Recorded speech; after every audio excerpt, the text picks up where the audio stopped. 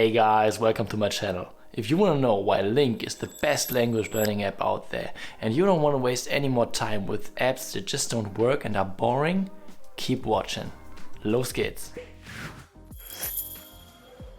My name is Dustin. I'm an IT project manager from Germany, and on this channel we create content that helps us to be more productive, to learn new things, especially languages, and to live a happier and more fulfilling life. Today we're going to see how you can master your reading and listening comprehension by using Lingq, and thus setting up a basis to also write and speak.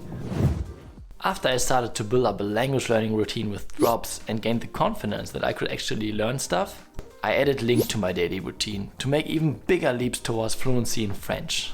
But before we review the app, we need to have a look at why the classical schoolbook approach of learning grammar and vocab doesn't work, at least for most people. After that, we will have a look at the theory of comprehensible and compelling input and why it's so important. Then we will see how Lingq uses those principles to make language learning fun and accessible.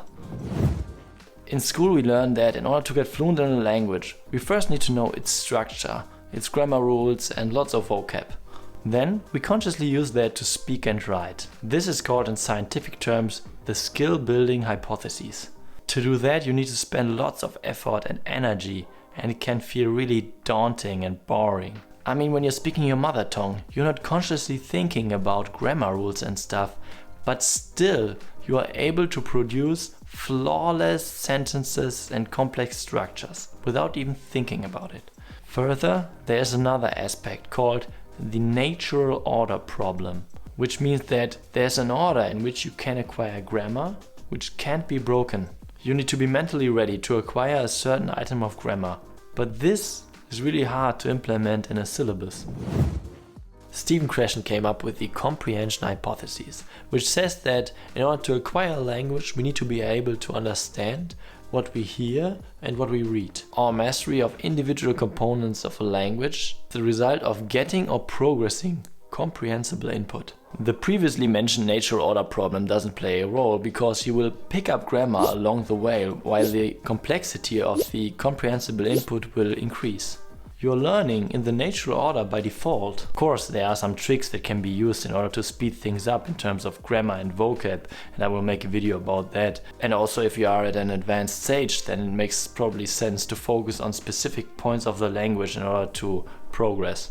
But the major part of learning should come from comprehensible input. So comprehensible input means audio and text that you can consume, that you can understand out of the context. Compelling input, on the other hand, means that the input is interesting to you, so specifically to you. This has the following benefits. First, you are more motivated to consume the content and thus spend more time with the language. And second, it makes it easier to memorize, because memories attached to emotions stick longer in our brains. And Lingq is based on exactly that, the compelling and comprehensible input theory. Further, it will motivate you because it makes your progress visible. So Lingq 5.0 has just been released, which makes the platform and app even better. I'm using it almost only on my smartphone, which is why we will review the smartphone version. There's a version for the iPhone available as well as for Android. The browser version has also the same functionality. They've also added a dark mode, which you will see right now. Okay, so this is the app. So as you can see, this is the start screen for one language that I'm learning with Lingq, or I learned. And you can see at the top left the name, that's French. And there are also plenty of other languages available, so the list is really long. Other than that, you have here at the right the search bar, so you could look for a topic that you find interesting. So for example, history. And then it would show up stuff that you could consume. Here are the settings where you can adjust the difficulty of the stuff that you want to read. So for example, with French I'm pretty advanced, so it should only show me advanced content, of course. Yeah, there you can also adjust some stuff about the reader, the dark mode that I previously mentioned, and all those kind of things. Okay, then here you can see the stats, which is really important. So this app makes the progress visible, which I also already mentioned. So you can see your streak. So I have 451 days, and today I still need to learn, which is really motivating. That's one thing. And then to maintain that streak, nowadays it's like, or after the Lingq 5.0 update, you need to collect points, but you get coins, and you get those coins by any activity you do within this app. So it can be listening, it can be reading, it can be linking new words and all those kind of stuff. So that's pretty cool, because before it was like you needed to have a certain amount of links each day, and this can become more and more difficult the more advanced you are in a language. Okay, now let's have a look at the content. I will also blend in a picture of the desktop version, because there it becomes evident how much content there actually is. So at the top you can see the stuff that I'm currently studying, but let's have a look first at the mini stories. Those are really great. So for each language that there is available in Lingq, there are also those mini stories. This is content that's already there. And those mini stories are really cool, because the nice thing about those is that you have lots of repetition in there. They're really cleverly made. So for example, you have a story that's being told, and this story gets told in two different ways. So from the perspective of two different persons, it can be in two different times, or can be in two different tenses, for example. This is really valuable, really cool. We will have a closer look at that later, but this is one thing. And then, other than the pre-made content and the content that's already there, you can also import your own content. Like for example, if you have a look here with Harry Potter. For example, I'm currently reading Harry Potter in French, which is pretty nice. So you can just import an ebook like in the EPUB or PDF format, and then you have it right here. Further, there's a browser plugin that you can use to import content from YouTube or from Netflix, which is pretty amazing. So anything that has subtitles. Okay, now let's have a look at how it works to consume content. So I switched to Italian, and now let's have a look at something. So here's a little story, The Little Prince in Italian. Let's open it, and there you see the text. You see the different words, and some of them are marked and some of them are not. So let me explain. Everything that's not marked, those are words that I already know, or that I already stumbled upon and that are marked as known.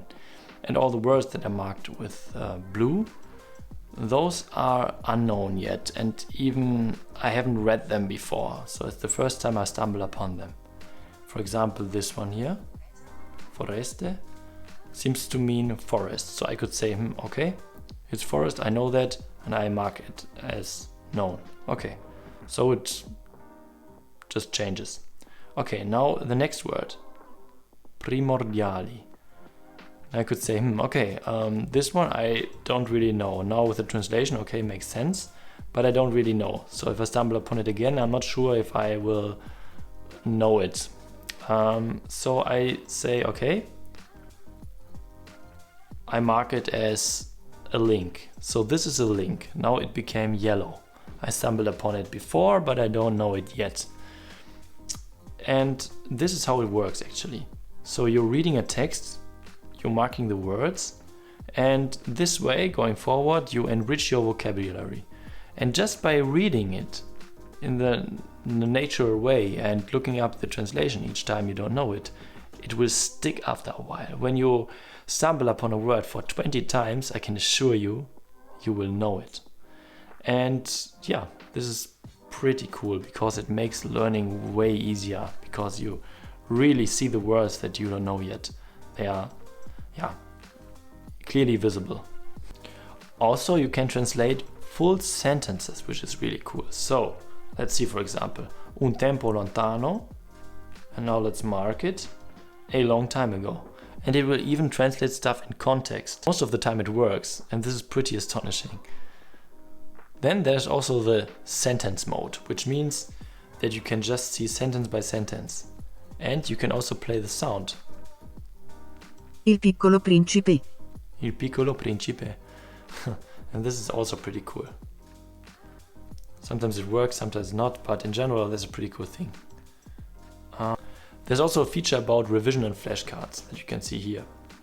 So you can, after you have read a page, you can read the page, you can review the vocabulary and stuff, and you can use flashcards.